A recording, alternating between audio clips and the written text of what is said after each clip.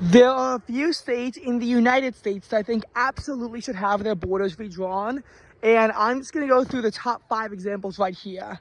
Number 5, the Mississippi River flows along state lines for most of its borders, so I think that thus it should also extend to be the full Louisiana-Mississippi border and the Minnesota-Wisconsin border up to a certain point that's a lot lower than where it is right now. Basically, St. Paul and like points east in Minnesota, I'm saying, should be a part of Wisconsin.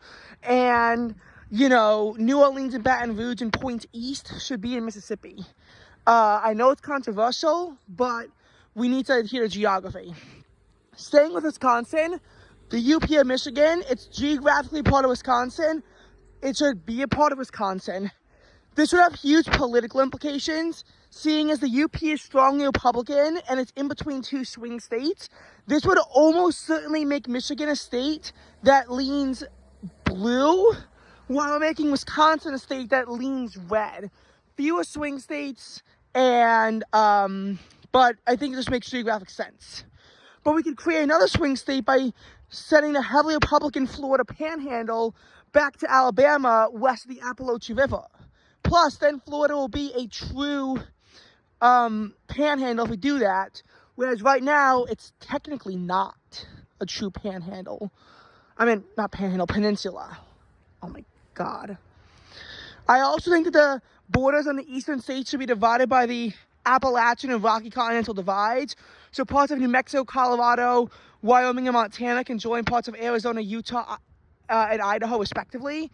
And on the East Coast, parts of Alabama can absorb Georgia, Tennessee into the Carolinas.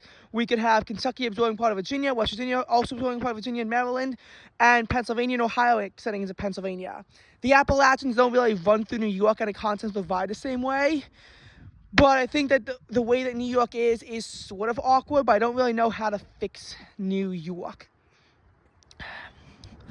However, I will say that the border between New York and New England is kind of awkward. And I think that the border between New York and New England should really be on the Hudson River until you get to Vermont, where it can then jump from the Hudson awkwardly to Lake Champlain. But I think Connecticut and Massachusetts, the border should lay on the Hudson. Plus, this way, New Jersey can take lower New York, which is pretty disconnected from New York and is probably a lot easier to get into New Jersey than upstate New York anyway.